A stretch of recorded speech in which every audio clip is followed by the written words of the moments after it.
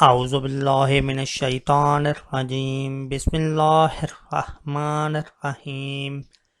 حضرت ابو ہریرہ رضی اللہ تعالی عنہ سے روایت ہے کہ نبی صلی اللہ علیہ وآلہ وسلم نے ہمیں ظہر یا عصر کی نماز پڑھائی۔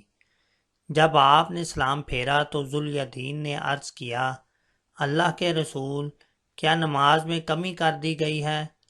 نبی صلی اللہ علیہ وآلہ وسلم نے اپنے اصحاب سے دریافت کیا، آیا ذوالیدین صحیح کہتا ہے؟ انہوں نے عرض کیا، ہاں صحیح کہتا ہے۔ اس کے بعد آپ نے 2 رکعتیں مزید پڑھیں، پھر 2 سجدے کیے۔